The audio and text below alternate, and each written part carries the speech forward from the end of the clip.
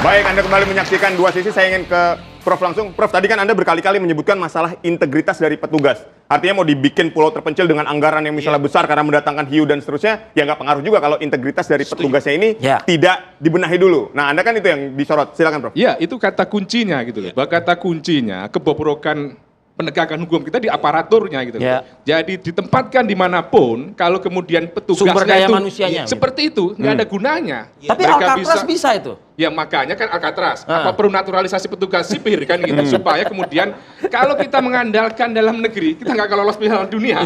Kita begitu juga kalau kita mengandalkan petugas-petugas ini tidak bisa lepas dari korupsi di Indonesia. Nah, cara membangun petugas yang berintegritas itu gimana jadinya? Tingkatkan pengawasan sebaik mungkin, ya, tingkatkan sebaik mungkin. Dan ada instrumen yang ada dalam KUHP, Wasmat, hakim pengawas. Bahwa hakim pengawas kita tidak efektif selama ini. Bahwa putusan-putusan ada yang tidak dijalankan, bahwa ada putusan-putusan yang kemudian orang di dalam tadi jalan-jalan keluar. Bagaimana keberadaan dari hakim pengawas itu untuk bisa berjalan secara efektif. Itu diatur dalam KUHP, tetapi selama ini tidak berjalan dengan baik. Apa yang bisa dilakukan oleh hakim pengawas itu? Ya mengawasi apakah putusan dilaksanakan atau tidak. Mengawasi apakah yang ada di dalam itu orang-orang betul atau bukan. Ternyata diganti orang. Cara mengawasi bagaimana? Ada mekanisme kontrol misalnya harian rutinitas mereka mengawasi di situ. KUHP mengatur tentang itu. Jadi sekali lagi, bahwa persoalan utama dan penegakan hukum kita adalah soal aparaturnya, bukan sarana dan prasarananya. Gitu. Baik, Bang Saur setuju soal aparaturnya. Saya kira, kalau saya setuju dengan Prof soal itu, memang integritas kita yang hilang. Andaikan pun misalnya ide cemerlang dari Prof, kemudian menaturalisasi. Karena memang di lembaganya Pak Saud itu kan mungkin dibayang-bayangin terjadi ada 97 staf di tahanan yang juga mengkorupsi kan. Bayangkan di KPK juga melakukan, sipirnya melakukan korupsi. Jadi itu dulu, apa ide daripada Pak Hendaram ini juga setuju. Bila waktu perlu saya di sana nggak begitu.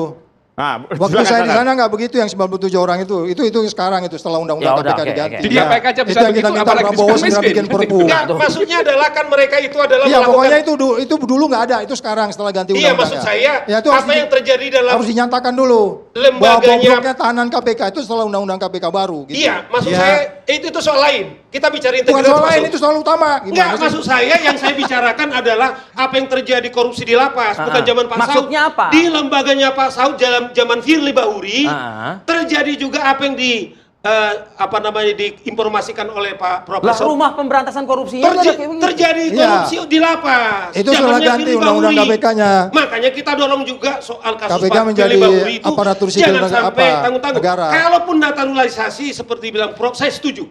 Demi tercapai sehingga penjara khusus itu baik. Tapi juga kalau kita mengimpor naturalisasi untuk menjaga lapas, keren juga nggak apa-apa. Kan dia tidak kenal dengan tahanan itu. Iya, Kan makanya tidak ada kompromi kan. Tidak ada kompromi. Gitu loh. Betul. Karena kalau masih mengandalkan sumber daya dalam negeri, maka akan susah sekali. Kepada Tidak ada kata pulau terpencil. Semua bisa diakses Kalau bisa, oleh petugas tadi kalau itu. petugasnya nggak bisa bahasa Indonesia, jadi mereka nggak ada komunikasi gitu loh. Jadi ada manusia kalian. Nah, itu yang kita takut memberantas korupsi dengan gimmick tadi. Enggak, Ini kan Jadi benar. kita minta Mr. Presiden, Kita perang urat saraf di sini ada Prabowo, gimmick. Mr. Presiden, kembalikan undang-undang KPK. Ini bukan masalah gimmick. Kembalikan undang-undang KPK ini pasti berubah Bagaimana pesan situasinya. ini bisa tersampaikan kepada publik dengan clear gitu loh. Iya, itu sudah pasti. Iya kan? Tapi- Easy listening. Tapi yang paling utama memang kan? instrumen hukumnya dulu. Karena kan Kalau itu nggak mungkin wishful thinking untuk Pak Saud. itu tinggal presiden tanda Nggak tangan mungkin di perpu DPR jadi kok, itu itu kan gampang. korban daripada KPK itu di DPR. Mereka lah yang pertama menolak. Kami dulu sampai tonjok-tonjokan supaya jangan direvisi. Kenapa? Kemudian dilakukan juga di MK, tetapi mereka selalu mengatakan untuk penguatan KPK, Tapi untuk dilemahkan. penguatan KPK. Ternyata adalah untuk menghancurkan KPK dan ada 87 anak buahnya Pak Saud, kemudian juga Diberhentikan. pilih dimasukkan sehingga kemudian ini Berarti hancur kan KPK. kembali kepada SDM-nya kan. Nah, oleh karena itu undang-undang Termasuk sekarang ini anggota dewan harus yang dikembalikan KPK ada. tadi kan itu. Ya, Jadi part of kembali pada SDM juga. SDM-nya gitu loh. Baik, Oke. tapi Jadi gini, kata- yang ingin saya tanyakan, kan tadi juga muncul ya tentang perampasan, terus miskinkan koruptor, mungkin nggak sih itu diwujudkan? Mungkin sekali, mungkin sekali. Karena nanti yang tidak bisa dibuktikan harta-hartanya bisa diambil oleh negara. Bisa untuk mensejahterakan masyarakat. Jadi menurut saya itulah orang yang bikin takut korupsi karena akan kehilangan hartanya. Jadi nggak bisa prioritas bayar-bayar kami, lagi lah dia nggak di bisa penjara. bayar-bayar lagi, tidak bisa nyuap-nyuap lagi, tidak bisa vonisnya ringan karena putusan hakimnya disuap Tapi dan kenapa sebagainya itu gitu. tidak diwujudkan Prof. kalau memang itu bisa membuat efek jerah yang lebih Prof, besar Prof. lagi? gitu? Suparji, saya kasih tahu ini perbandingan ya bahwa kalau saya mendukung kita disclaimer, saya mendukung undang-undang perampasan aset, ya kan. Tapi kalau kita bandingkan, ketika undang-undang perampasan aset itu dilakukan, ini kan aset recovery ya segala macam. Apakah kita tidak berpikir bahwa koruptor juga akan menyembunyikan aset-asetnya? Nah, Dibandingkan. ada kemungkinan disembunyikan. Ya, nanti dulu. Dibandingkan. Kalau dia tidak bisa menikmati aset-asetnya, dia tidak bisa menikmati hasil korupsinya ketika dia di penjara di tempat terpencil. saya kira Betul, kan? bahwa sekarang ini ini, sangat Nah, jawab itu tuh. maksud saya, Prof. saya kira sekarang ini tidak ada lagi kata terpencil. Karena sebetulnya aksesnya sangat gampang Sudah bisa sekali, dijangkau sudah semua. bisa dijangkau, bisa dengan helikopter, bisa dengan transfer dan lain sebagainya. Jadi menurut saya bahwa pilihan pulau terpencil tadi itu bukan solusi untuk memberantas korupsi di Indonesia. Bahwa ketika orang supaya tidak korupsi adalah bagaimana dia dimiskinkan. Tapi Soal kalau tidak sembunyinya, dipikirkan, Prof, koruptor di luar sana semakin tertawa, Prof, melihat ini begitu loh.